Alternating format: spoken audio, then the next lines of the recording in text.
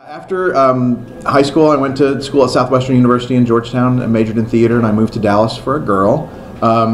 And the two of us decided to take the acting world by storm, and I appeared in a lot of local theater. What I tell people is it was a small theater, I had a big part, and if it was a big theater, I had a small part. And at the time, early 90s, it was a really great time to be an actor in Dallas because there was Walker, Texas Ranger, and there was Wishbone, and there was Barney, and there were a million industrials. And so I actually made a living as an actor in Dallas for about 8 years. It was my primary source of income. But I did get addicted to paying rent and eating food. So I looked at ways to sort of stay connected to the theater and actually have an income, which led me to teaching. And I always tell people I got into teaching because I love the theater, but I stay in teaching because I love kids. And I went back and got a master's degree in education. And my teaching career's gotten me to bounce around from different schools and spend some time in San Antonio and then move to Fort Worth, which I thought was like moving back to the Metroplex, but it's really not. Fort Worth and Dallas are two completely different markets, which has really kind of been exciting. Even Bass Hall and Fair Park Music Hall have figured out that you can book things in two different markets because it's not the same market. But I spent a lot of time in Dallas acting and directing and working with theaters.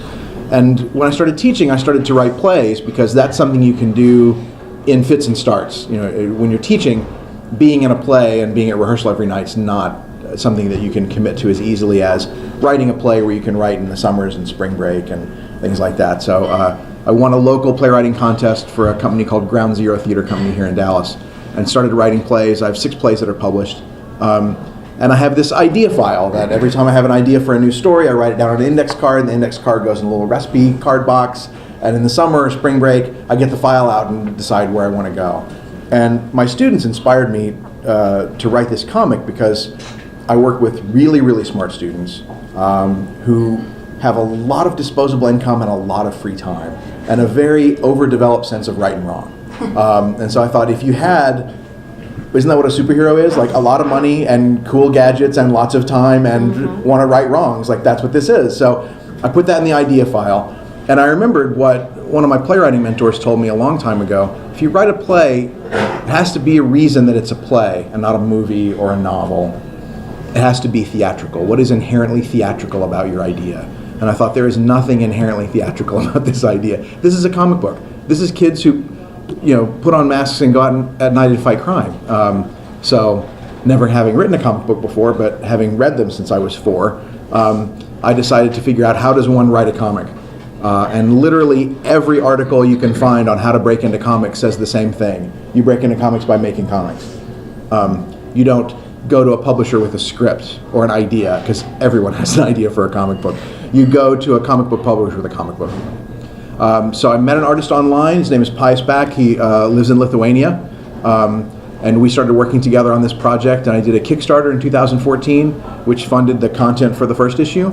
And I was able to go to publishers with a finished book and say, this is what my book would look like if you were to publish it. And IDW, which is the 4th largest comic book publisher in the country, took a look at it and liked it. And so here we are in 2017 with a 3-issue limited series from IDW. And a press tour. So that's where I got from knowing Kelly Kitchens in drama class to that's the 3-minute version of that story. So who was your mentor? A guy named Gary Garrison, who was at the time. Whoa, that was your... Gary makes microphones fall over. Gary's someone that I've met at various different playwriting conferences, and he and I have been corresponding via email. And we've worked together on a few projects, but at the time he was the head of dramatic writing at NYU, and just one of those people that any playwright, anytime, anywhere, usually counts Gary Garrison as one of his mentors because he's just so free with advice and so great with that kind of stuff. So, how do you protect your work once you've written something? What's kind of the strategy there for making sure someone doesn't take your idea or? I think part of the strategy is just to get it published, to get something out there, because copyright law, not to bore you with copyright law, but once I write it, I own it. Now proving I wrote it is different, but in today's digital age, really just writing it and getting it out there, it's easy enough to be able to say, yeah, this is mine. And now that I've got IDW behind me, that's a whole lot easier to do. So how did the partnership between you and the artist work so far apart? That was really interesting. I found him online. There's a website called DeviantArt, where it's just artists have different portfolios available for review, and they're marked their portfolio as either accepting work or not accepting work. And he was accepting work, and I liked his style, and I reached out to him and pitched my idea to him. And he said he'd love to do that, and we did some character sketches, and I loved the character sketches.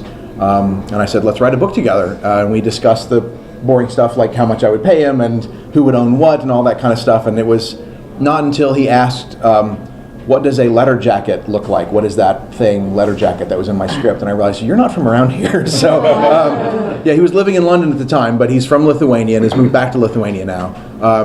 And every single thing we did was via email. We've never met. In fact, when the idea of doing Comic Cons together came up, he told me recently that his lifelong dream is to one day visit the United States. So hopefully we're going to make that happen. So sign some books together at a Comic Con. But yeah, there were some cultural things that, I mean, American media, Western media is pretty ubiquitous. So he got American high schools, you know, the tone a little bit. But there were specific things like, can you please send me pictures of a letter jacket, or can you please send me pictures of lockers? What are lockers? And so, or what would they look like in an American high school? So we had some great, and that's the great thing about the internet, is I could go around and take reference pictures. The character of AJ, the big football player, the first character designs weren't big enough. And I said, no, the kids here are big. And so he drew them a little bit bigger. I was like, no, kids here are big. And so I went in the halls and I got two of my students, Alex Wade, who was 5'1" at the time, and a guy named Demetrius Knox, who's currently the starting offensive lineman for Ohio State, and he's 6'5" and 310 pounds. And I said, would you guys stand next to each other and let me take your picture? Right. I was like, this is the size differential in an average American high school. You can get this small and you can get this big and still be normal. And at that point, then he was able to draw AJ the way AJ looks now. So Speaking of the characters, will you point out and introduce your characters to us? Okay. So this is David. He's our protagonist. He's his best friend at school. This is how few friends he has. His best friend at school was the school chaplain. And the school chaplain was killed by a local mob boss, and no one will do anything about it. So David, in the first part of this issue, attempts to try to take matters into his own hands and fails miserably. And he realizes he needs a team. Everybody needs a team. So he recruits AJ, the football player, who has the distinction of being the only person on campus not to shove David into a locker. So he reaches out to them first. But what they discover really quickly, as David being the new kid, David not having any friends, David sort of not really feeling like he fits in, an African-American football player at a predominantly white private high school also feels like, this is not where I fit in. These are not my people. And he knows he's here to play football. And he knows he's making good grades, but nobody thinks he does. And so what I tried to do with a lot of these characters is you think they're the stereotype, but they're not. AJ's got the highest GPA, but no one believes him because he's a football player. We've got Sarah, who's captain of the volleyball team, and AJ's girlfriend, who invites herself onto one of the missions because AJ's horrible at keeping secrets. And just her father was killed in Afghanistan fighting local warlords, and she's like, this is the stuff that needs to get done. There's a guy out here that nobody will take care of him. We need to take care of him. So she is absolutely the toughest person on the team and not someone to be messed with. Darsh is the computer hacker. He seriously believes that there is no such thing as ethical hacking and that computers should not be hacked. Until he gets invited to join a team, because he's never been invited to do anything ever by anyone. He joins instantly. And then Laura, who's the troublemaker. She's always got the hood on, always got the dark makeup, always got her head down, and always seems to be in trouble. David just got a feeling that she might be able to help out. So when stuff needs to be acquired, stuff just sort of magically appears, and we need to get out of someplace that's locked. She seems to know how to do that. So I call it the Breakfast Club meets the Sopranos, because these 5 kids are out there taking on the mob.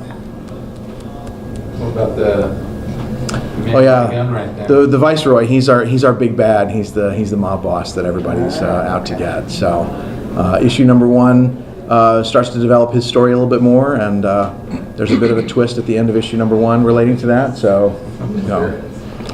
I won't spoil it for you. Can you talk about teaching, of course, you draw a lot of that inspiration from the kids. Did you take a lot of input from them as you were writing this? Or did you just more kind of keep an eye from afar and write that way? I found that anyone, especially kids, but anyone when they talk about themselves, there's a affectation, or there's a public self versus a private self. And I found like if I stood back and observed, I'd get the private self a little bit more. I don't know what it is about kids, but they think we're not listening, and we're always listening. So, I listen to sort of what they're going through, and we were talking about this earlier. They're alone. They're privileged kids, which means their parents are busy, which means they're unsupervised and in some ways abandoned a lot of the time. A lot of free time. We have a fun spin on it here, but a lot of my kids, need that sense of community they get for their friends because they're not getting it home. And you could sneak out at night and be gone for hours at a time, and no one would notice. I did get some advice from some of my students. Originally, AJ's character was named Alan because my brother-in-law is named Alan. He's a football player, and I wanted to name the character after him. And I was showing this first issue around, especially to Demetrius, who is our offensive lineman, and several other kids on the football team. And Meach came up to me and said, "Mr. Venhaus, I don't know how to tell you this. There's no black guys named Alan." And I was like, "You're right. How did I miss that?" So he's like, "'Cause you're white." And I'm like, "Oh yeah, that's right." So we do initials. We did AJ. So sometimes I get things that, and I've done that with my plays as well. I wrote a play in which teenagers were getting ready for a party, and one of them said, "I'll go pick up decorations," and my kids were like, "No, Mr. Venhaus, we don't decorate for parties." I'm like, "Oh, okay, that's a grown-up thing. Sorry." So, they keep me honest. Is your setting in an urban area? I suspect. Is it a part of the country? Is it South Atlanta? It's in Dallas, Texas. This book's set in Dallas, Texas. It's the cover. At the fictitious St. Cuthbert's Episcopal School in Dallas, because St. Cuthbert is a real saint that nothing has ever been named after. So I thought, well, that way you don't get it confused with a real school or anything. But one of the covers, there's 4 covers for issue number 1, and one of the covers was done by a local artist and has the Dallas skyline in the background. And this is a variant cover that is only available at DFW comic shops. So this is a limited print run of comics, and you can only get these at participating DFW comic shops. Can you name a few local artists? His name is Tobias Morrow. He's from Fort Worth. So it's great working with a local artist because we actually have to sit across the table and talk about things, but also we get to do book signings together, so it's been a lot of fun.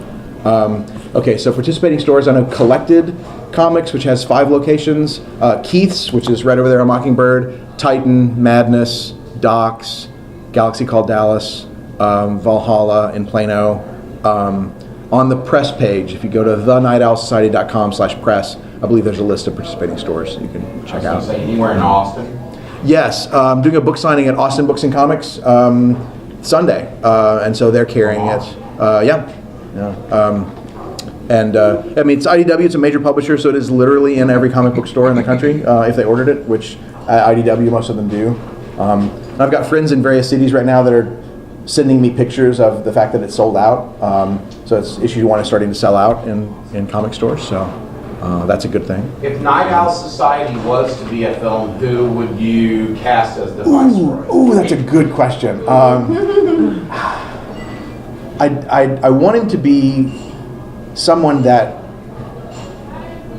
doesn't appear on the surface to be tough. So it's a bit of a surprise when he will hurt you. So Gary Oldman, somebody that you're like, or John Malkovich, like somebody, well, John Malkovich is inherently menacing, but somebody who's not inherently menacing, maybe a Gary Oldman. Oh, that's a great question.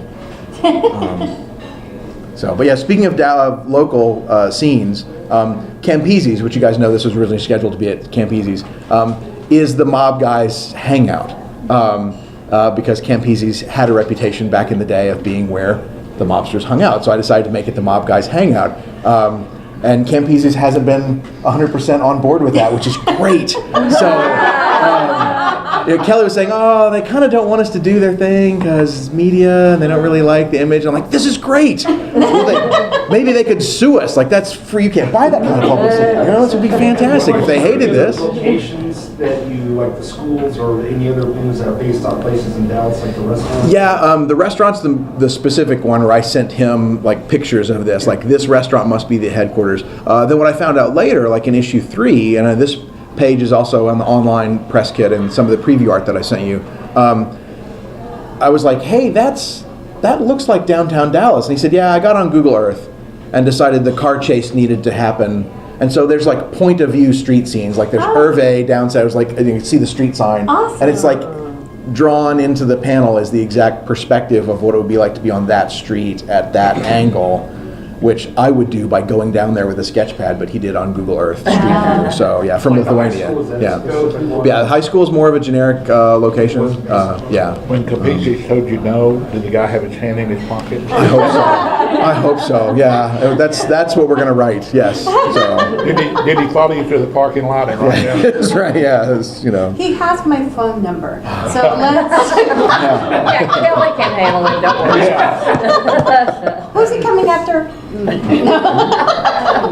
that you've gotten into comics, do you have any greater desire to do more? Yes, please. Yes. I have an idea for a second mini-series for Night Owl Society, which I'd love to continue. And if stores keep selling out, then there's a good chance that IDW and I can do this again. I also have an idea for an all-ages comic book called The Rainbow Power Girls, which are based on my daughters. They love superhero stories, and so as bedtime stories, I made up superhero stories starring them. And I'm working with an artist in Fort Worth named Terry Parr on that project. That hopefully will be the next comic project after this. Speaking of that, how do your daughters feel about being second? Yeah, you know, it's interesting because I'm the dad, and so this is work. Like tonight I have to go to work, and so this is work. And so, you know, it takes someone else going, I was in a comic book store, and like your dad wrote a comic, and then I'm cool. Yeah. But I can tell them how cool this is, and they don't really, yeah. So how old are they? Charlotte is 14, and Penelope is 12. I noticed you use a different artist with each comic. All the artwork's done by the same artist, but the covers have different artists for different covers. So when you list their names, that's just for the cover? Yeah, on this page right here, yeah, there's just the 4 covers you can get for issue number 1. Issue number 2 comes out May 17th, and issue number 3 comes out June the 10th, and then these will be collected in the trade paperback through Penguin Random House that will be in bookstores August 15th. Will you continue to work with Pius? Yes, yeah, he's great to work with, yeah. Is he young? How does that? I assume. Yeah, no. No, actually, I've seen him online. Yeah, he's a young guy. He'll be around. Someone wants to come to America. Yeah, exactly. Yeah. What age in school are your vigilante students? These are sophomores and juniors. I decided they needed to be able to drive, but not ready to graduate because I want you to read the further adventures. But yeah, it'll be like Glee where they're all seniors every year. Yeah. Like every year is their senior year for like 10 years. It's, you know, yeah. And then they just happen to go to the local college, so it's easy. They'll go to SMU, so it's easy for them to still have adventures in Dallas. So yeah. It's fortunate because SMU is a good school. So. Yeah, it's a great school. Yeah, and where these kids would probably go. So. I think that may actually go back to the new Justice League trailer. What's your superhero? I'm rich. I'm rich. Yeah. So I really appreciate you have such like a diverse cast of characters. How did you decide? How did you come to that mix of people, and was that based on the ethnic makeup you see at your own school? Because Dallas is a very diverse city. Yeah, and you know we're diverse to a point. Mm-hmm. You know a person of color is a mark of diversity, not a person, you know. So, and I found that among my students that we're a fairly diverse campus, but we're still fairly separate sometimes. And to me, I mean, I could have said, okay, we need one of this and one of this and one of this, and that'll be a great team. But that's not storytelling. I thought, well, who would David go to? David isn't strong enough to do this. He would go to the strongest guy. He would go to the nicest guy, and that guy's on the football team. And at a private school, at least in some of the private schools that I've worked in, those kids sometimes would be brought in on scholarship, and chances are they would be African American, and chances are they would be of a different income bracket. And so to me, this just felt like, in some ways it's the stereotype, but in some ways this is what I'm experiencing. But when you know those kids, then you get to tell their stories or sort of help represent those stories, and how alone some of these kids feel because they're there on scholarship or they're there to play sports, or at least that's the perception, you know. Is the computer science club at my school and every school I've been to primarily Asian and Indian students? Yes. So rather than avoid that by whitewashing the character or making it something else, how does that character feel about being a stereotype? And one of the things that the character of Darsh talks about a lot is, I can't believe you assumed that because I'm Indian, I'm the computer guy. And they're like, you run the computer science club. So I think that's part of what we have to do with, especially as a white guy writing a diverse cast, is that we have to look at who they really are, and then what are the perceptions they have, because each of these characters is different than their type. And that was really important to me, because the concept of secret identities has more to do than with just a mask. The concept of secret identity is to be able to walk the halls and have someone think you're one thing but you're really something else, which my kids go through that all the time. Go ahead. Oh, it's just a quick follow-up to that, because you mentioned that earlier, and you also mentioned relating to your protagonist, because you're also the kid that always shopped at lockers. And so how much of that idea of the public versus the private self did you draw from your own experience? Quite a bit. Kelly and I went to a very large high school, and so I graduated in a senior class of 686 kids. And I can remember sitting at my last name starts with a V, so I was way in the back. And so 3 hours after the principal starts handing out diplomas, they get to my name, and I just saw person after person after person that I'd never met. I've been going to this school district since 8th grade, and I never met these kids. Dozens and dozens and dozens of kids that I'd never seen, but we've been in the same building, for 4 years. And so I really wanted to play with that idea. In fact, David starts recruiting these people, and they're like, "Hey, nice to meet you." I'm like, "I sit next to you in English class. I've been sitting next to you in English class for 4 years." So that idea that we are together a lot, but we don't know one another. Again, that helps me play with secrets. That in order to have meetings on campus, they have to be a club. So it's the Night Owl Society, and so they have flyers all over campus. But who would know? Who would know that that's what they're doing? So hiding in plain sight and letting people assume what they assume about you so that you can have a secret life is actually, I think, pretty easy to do in an environment like that where you're surrounded by people who don't know you. My wife went to South Bear, that's how I... Okay, that's how you use spelling. Well, as a storyteller, who influences you? Gosh, so many people. Arthur Miller and Tennessee Williams and some of the great American storytellers that write about the American experience.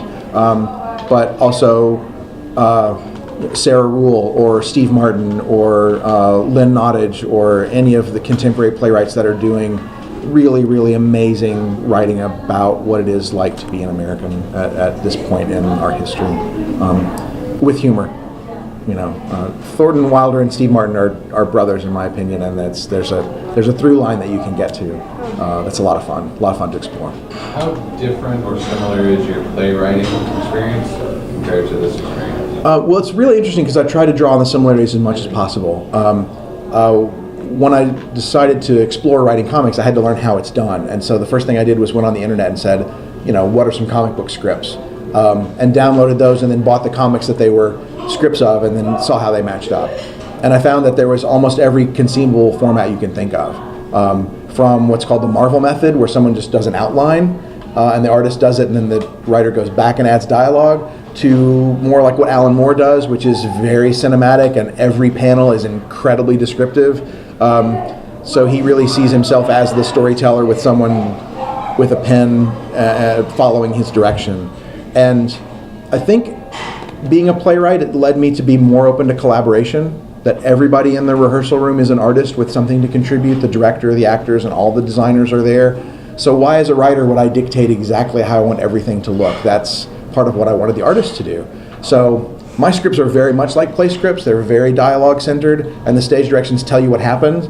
And then I'm not the artist, so I would say, Pius, I think this scene takes about 2 to 3 pages. What do you think? And he would say, yeah, I think I can fit this in 2 to 3 pages. But some things, because I have a very dramatic feel for how I want the rhythm of writing to go, there were things I didn't want you to see until you turned the page. Because when I turn the page, I see both pages, and then I go and read. But I've seen everything that's on that 2-page spread as soon as I flip the page. So I would say to him, this can take either 2 pages or 4 pages or 6 pages, but it can't take 3 or 5 pages because the next scene has to start on a page turn. So that was how I that's different than playwriting, but it's also the same because I want to make sure that am revealing things to the audience at a time where I feel like it's appropriate, and build pace, which I think a lot of comic book writers don't think of. How quickly does this read, or how does it flow? And I think theater helped me out a lot with that. Were you a fan of comics prior to writing one? Oh my gosh, yeah. I had boxes and boxes and boxes of comics, yeah. And I don't know why it never occurred to me to write one until I got this idea. But yeah, it just seems like, I had hundreds and hundreds of comic books in boxes in my mom's attic. Do you have any specific comic series or characters that you particularly feel drawn to that inspire you? When I was in junior high and high school, DC Comics was putting out a series called The New Teen Titans, and it was all the sidekicks. It was Robin and Kid Flash and Wonder Girl, and they were relatable to kids because they were you, and they were, didn't want to be thought of like their parents, and it was just great. And it was this classic run of about 50, 55 issues by the same creative team, where they argued and they got along, and relationships changed and evolved over time.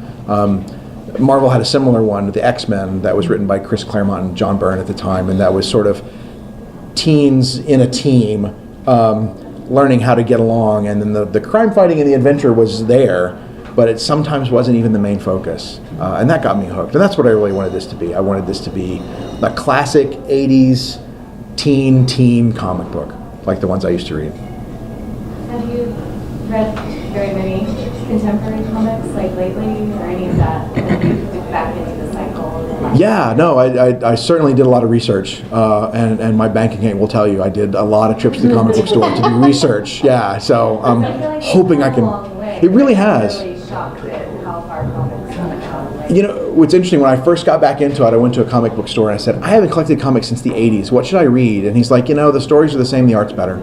And in some cases that is true. And DC and Marvel, and that's okay. Like DC just relaunched a lot of their comics in an initiative called Rebirth, kind of a back to basics thing. I was like, yes, Batman seems like Batman to me, and Wonder Woman seems like Wonder Woman to me, and this is great.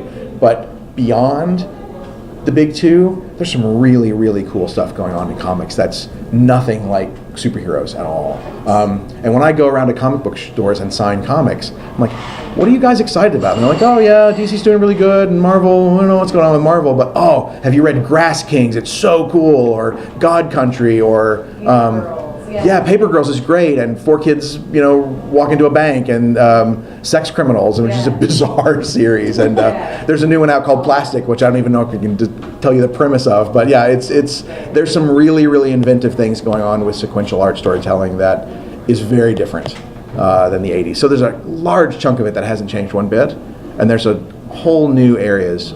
This book would not have been possible in the 80s. No costumes, no superpowers. And no famous creative team. Like, this is 2 guys who've never written a comic book before in their life. But the industry is at a point now where new ideas are a good thing.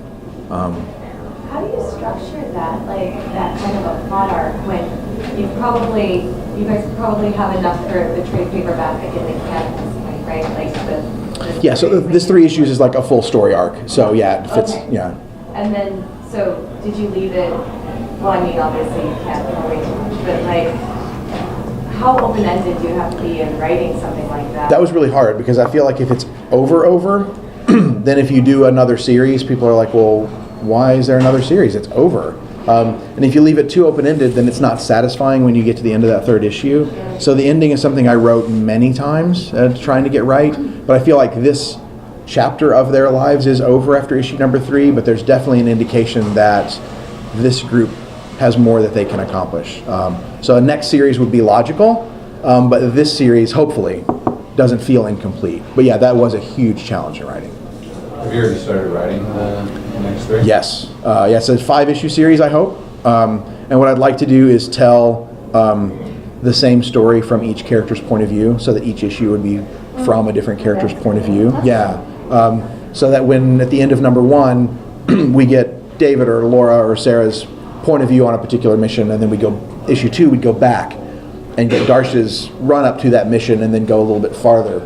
And then in issue 3, we'd have the 3rd character and go back and see how it started for them, and then when we get up to caught up with the story, we go a little bit farther, and so each issue we go a little farther with the story. Are you going to try and keep the artwork consistent with each point of view, or will it change? I thought about what I'd like to do is, because each of the characters have a really distinct story, is have a different artist for each issue until they get to the point where they come together, and then we go back to Pius, who tells the story of the group. That's the idea. So. Can I ask a time frame? Like, sure. From your starting the first writing on this to you're finally done to submit. How long was that, and then how long was the submission to publication? Oh, man, yeah, that's. Let's see if I can remember it all. I think writing a script, was probably it was 2 or 3 weeks. Just getting something I felt like I could show to an artist. Parallel to that, several weeks of finding the right artist, and then.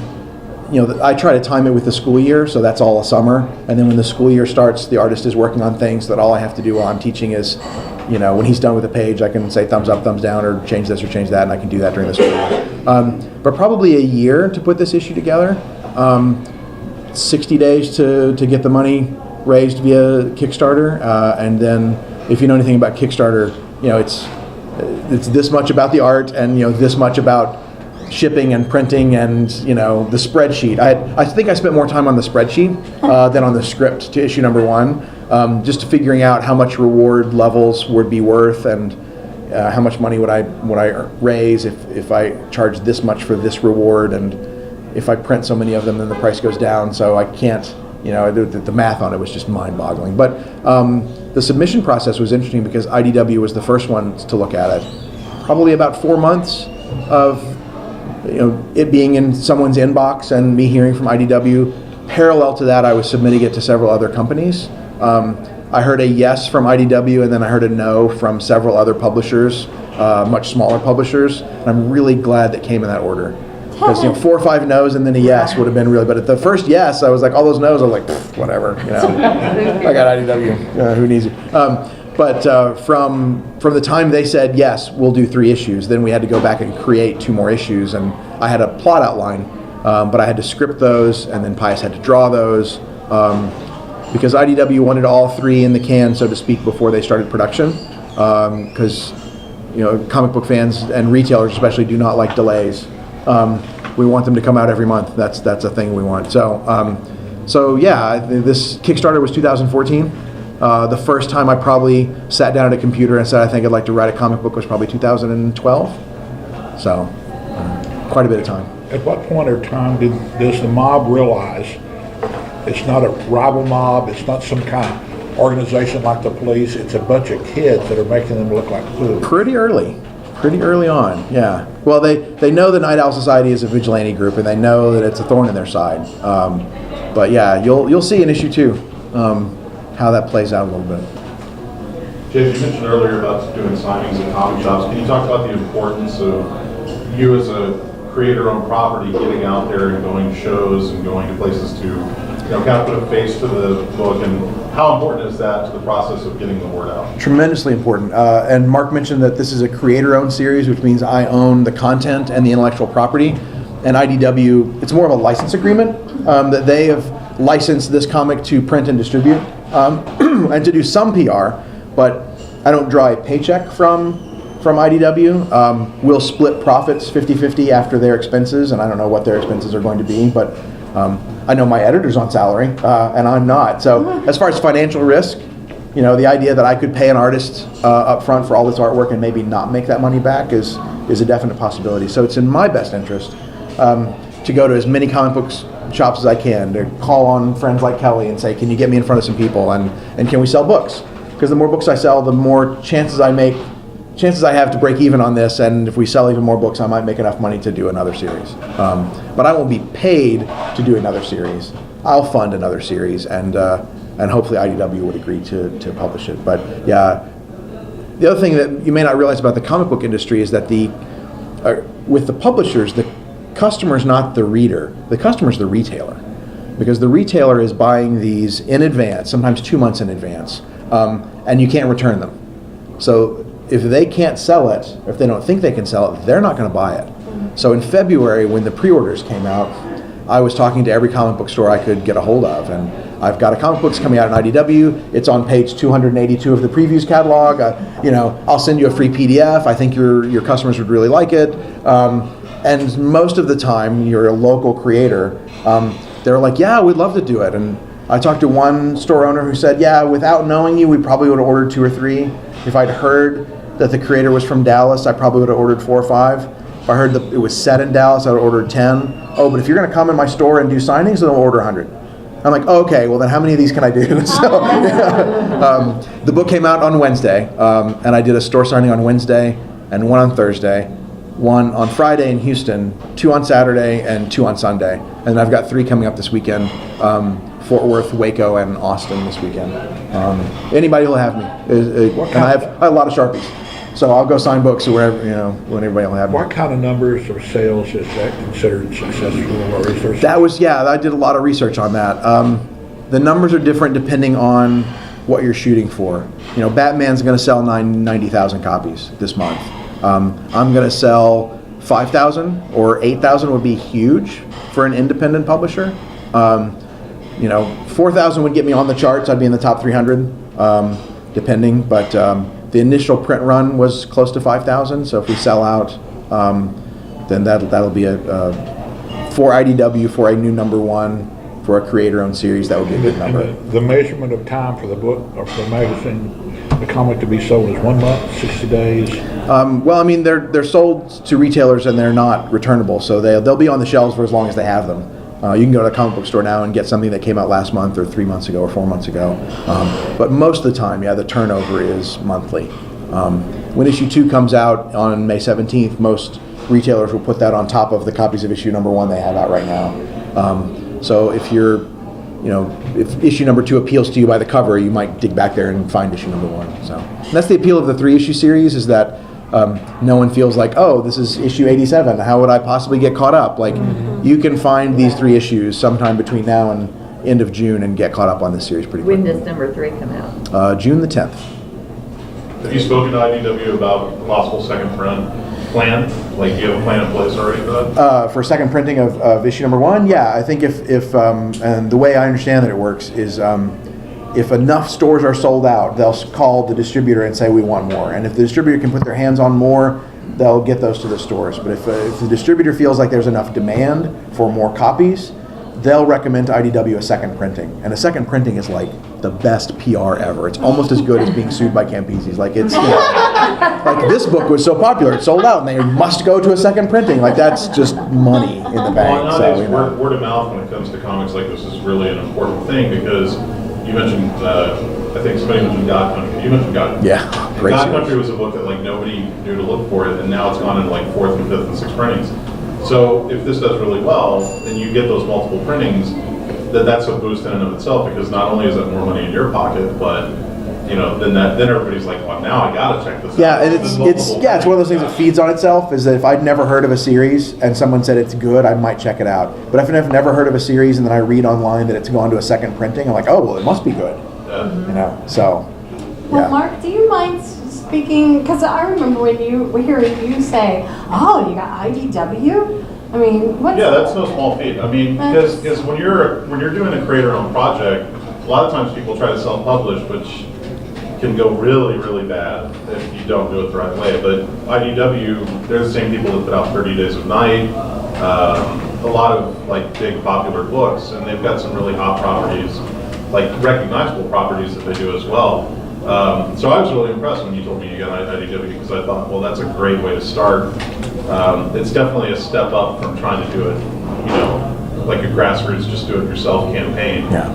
So that's got to be a big plus for you. That was huge. Yeah, it's a bit like landing the lead role at a major theater in your first audition. Are you going to sign at the booth? I haven't talked to them about that yet, but yeah, they've got a booth there. That's a huge deal. Yeah. Be signing at their booth. At their booth, yeah. But it would be like, if I could do the plane ticket and find a hotel room, I'm sure they'd love to have me at their booth. So yeah, it's, because IDW publishes Teenage Mutant Ninja Turtles, they publish My Little Pony, they publish a lot of licensed properties. Did they do the G.I. Joe Transformers crossover? They are doing that, yeah. And they do a lot of licensed work, and so they're corporate owned is what they're really promoting. And then it's kind of, we promote this, together. I think they had a panel at WonderCon in Anaheim where they spent an hour running down, all the things that are coming out. and there was like, oh yeah, and there's a couple of creator-owned series coming out in April too, and one of them's what's that thing called, Night Owl Society? And I was like, okay, yeah, this is like, I'm with IDW. It's a great company, but I'm not their focus right now. So, but it's creator-owned. Like it's me. I'm signing books. I'm doing this. Like I'm promoting this. I don't, the publisher is not. Well, there is still an audience very much for. There are people that actively don't want known properties. Yes. Like they go into the store and they're like, what's something I've never heard of? Mm-hmm. That's specifically what they look for. So this very much fits into that category. I had a friend of mine in New York that emailed me today. He's gone to 2 comic book stores in Manhattan and said, do you have any Night Owl Society? And they said, no, IDW, it sold out really fast. Like, so people are like, they know this publisher and they know, like you said, give me something new, give me something I haven't heard of. So it makes a big difference in the order catalogs too, because absolutely. Being in the IDW section as opposed to being at the very back of the order catalog makes a really big difference. Yeah. How many copies did they print in the first print? I think the first print run was around 5,000. So, and initial orders in February were around 4,800, 4,900, somewhere around in there. So we're hoping to, again, if there's even a little bit more demand than anticipated, and again, most retailers have to pre-order the number they think they'll sell back in February. So for every store that's sold out, there might be another store with extra copies, and so you've got to have a lot of stores sell out before they realize they're not going to get any more, and go to a second printing. So, okay. So you mentioned earlier that you ran things by some of your students, like with the name AJ. Have any of them read the full first volume, and like what are the kids saying about it? What are the kids saying about it? They like it, but a lot of my students aren't comic book geeks. I have a couple that are sort of like closet comic book geeks. They're like, oh, Mr. Venhaus wrote a comic book. Like, we go check it out. So like, they're like, no, I have one right here. Like, you don't have to whisper. It's not illegal. Like, like they talk openly about pot, but they whisper about comic books. Like, I don't know what that, I don't know why that is. Like, hey, good 420. Like, oh, he's got a comic book. Like, what? I don't understand what's happening. So, but yeah, the comic books that come to me like, hey, read your comics, really cool, thanks. It's like, okay, thanks a lot. So, but yeah, they'll very quietly tell me that it's cool. So, Well, how many times do your kids instructors that wrote a comic book? That's That's well, and there's my teacher wrote a comic book. Yeah. So, well, the other thing, because I think all writers go through this. Like, oh, you made a comic book? Yeah. Did you draw it? No. Oh. Like, wait, no, it's still cool to write it. You're like, the story is the Yeah, story, yeah, come on. Like you're in my playwriting class. Tracer, man. Like, dude, you're in my playwriting class. Respect the story, But you didn't even do the art. Like, no. Or my teacher wrote a comic book. Oh, really? Did he do the art? No, he's just the writer. Okay, so don't say just. So do you think you'll ever go back to playwriting at all? I think so. I think what I'm trying to do is make sure that it's story driven. Like, I've had the least success when I sit down and go, I think I want to write a play. Like, that's not going to happen. I have the story that I want to tell. Should it be a play? Should it be a comic book? Should it be a screenplay? That's, when I have a compelling need to get a story out, that's when it happens. And I'd very much like to write a play. Again, I have several. That idea box is it gets a little bit more full every time. So. When there's a film, are you going to be the one writing the screenplay adaptation? Well, interesting you should mention that. IDW is structured similarly to Marvel. They are a publisher and they are a movie studio. They don't license their products out to different movie studios. They make their own stuff. So IDW has a comic book called Winona Earp, which is, they have produced the TV series, which is just starting season 2 on the Sci-Fi Network. They publish Dirk Gently's Holistic Detective Agency, and then they produce the TV show that's on BBC America. They had a comic book called Lock and Key, which they are now producing as a series for Hulu. So my 2 contracts with IDW are one for publishing and one for TV and film development. So people ask me, and I want to be incredibly honest about this because I don't want to mislead someone. It's like, is your comic book in development? I'm like, well, everything's really in development. Like, I'd like for this to be a TV series. It's technically in development, but they do have the license to develop this as a TV or film property with the same revenue split of 50-50 as the publishing. And some of the things that I asked to be included in that contract was that I would be able to write the screenplay for the pilot of a TV series, and they can ignore that. But that, I get to write it and I get to submit it to them, and I get created by credit. So it'll always be Night Owl Society created by James Venhaus, no matter what happens with the TV. If it does get picked up, if for a perfect world for you, where would it air? AMC. Like, I really want this to be like a Breaking Bad, sort of comedic but also intense. Like, the danger should be real. And I love my CW superhero shows, but you're not going to spend 8.5 minutes every episode whining about relationships. Like, I can't do that. Like, if you watch those shows, like, oh, Flash, this is gonna be cool. Then it's like, oh, he's gonna talk to Iris for 5 minutes. Okay. Hey, Yeah. Get it on Netflix. Then you're. Yeah, Netflix would be golden. Really cool. Yeah, Netflix would be golden. AMC would be golden. Yeah. Of course, So, you put it out early or, yeah, I get paid either way. So I'm not advocating the dark web or illegally downloading things, but. I just can only imagine your street cred at this high school would get. Oh my God! Oh, that's so cool. Yeah. It'd be like 13 Reasons Why, and that thing my teacher wrote. Yeah. Yeah. No, TV series is definitely the gold standard at this point. Yeah. Have you had any issues with the school regarding any association with the students and the mob, the whole thing? No, actually, no. They seem to be fine with that because it's not set at. Well, I live in Fort Worth and this is set in Dallas, and they're like, oh yeah, that stuff happens in Dallas all the time. A bunch of crime in Dallas. Yeah, like of course, mobsters would send their kids to a school in Dallas. Like, they're fine. Yeah. So it's really funny. You and I taught at the same school. So many little things are drawn in part from things that I've actually experienced. For example, there was a family at the school you and I taught at, and I won't name the school now that we're recording, but a small private school in Dallas, where the theory was that they were connected to organized crime in some way, because they exclusively owned businesses that dealt with nothing but cash. And I was like, why is that a thing? It's like, well, the mob is in cash-only businesses like vending machines and car washes. And back in the 80s, apparently all the video game arcades were mobbed up because it's so much easier to launder money when you're taking in unspecified amounts of cash. Like, there's nothing to tell you how many car washes you sold. So if you just deposit more money that night, that's okay. And I was like, wow. So the joke was this family would pay their tuition in quarters. Like that, So I thought, yeah, would there be a private school in Dallas where a mobster would send his kid? Like, that's the germ of that has an idea in reality, right? So yeah, no, it's my school doesn't have a problem with it yet, but I'm not sure anyone at my school's read it. So, I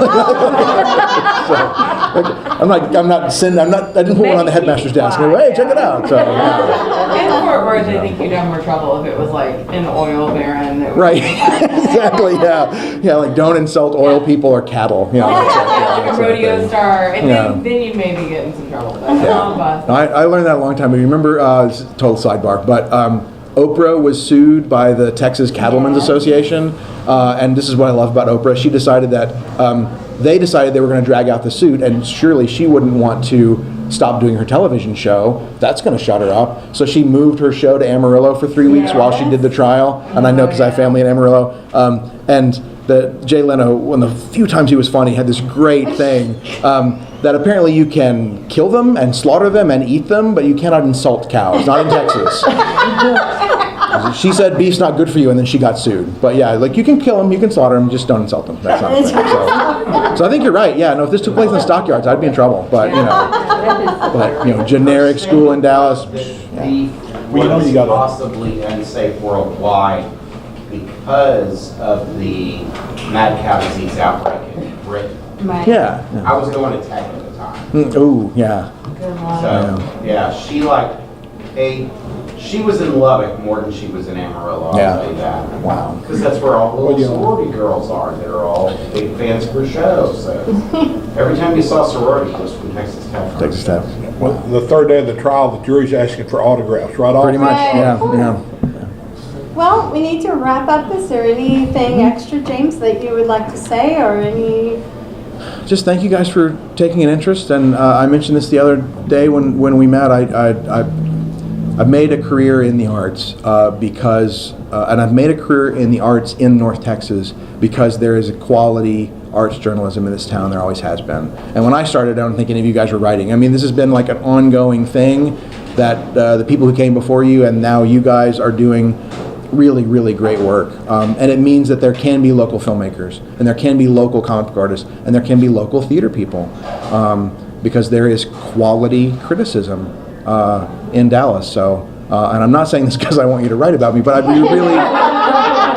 I really do thank you for what you guys do. I don't think that you guys get thanked enough, because I know that, you know, so thank you for what you do. And James, tell the websites and where you're going to be coming up, and just recap the next issue dates. Okay, so for you guys, thenightowlsociety.com/press has all of the press kit information, plus links to preview art if you want to post a preview art of covers, including the Dallas exclusive cover is there, and all of the pages that feature Dallas landmarks are on that preview page. A list of my upcoming appearances on Free Comic Book Day, which is this Saturday. Free Comic Book Day is this Saturday. I'll be at Collected TCU location from 10 to noon, and then I'm driving to Bankston's Comics in Waco for the rest of Free Comic Book Day, and then I'll be at Austin Books and Comics on Lamar Street in Austin, Texas on Sunday, signing books. Those will be the And the 8th, 9th, and 10th book signings. The public URL?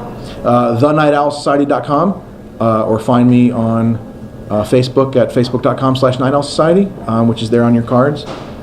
Is there any particular hashtag that you would like? Hashtag Night Owl Society. Let's see what happens. Okay. And yeah, issue number 1's on stands now, local comic shop near you. And issue number 2, May 17th, issue number 3, June the 10th, and the trade paperback from Random House on August 15th. So. When are you going to be in Austin? What time? 4 to 6 on Sunday. Okay. At 3, you should be at Epoch. Okay. That's the coffee shop that's really popular right around the corner. Nice. I will do that. I will get well and truly caffeinated before. Are there or always at Bucks. Okay. So you just being there. Take a briefcase. Do you have postcards you can hand out? I do. I have some postcards. Yeah, yeah. Okay. So I could go without my Night Owl Society shirt to the coffee shop and go, "Hey, did you hear that James Venhaus is going to be next week?" And then go change to my shirt and then go, "Yeah." So. Leave that guy, man. They're nerds. What do you Well, thank you so much, everybody.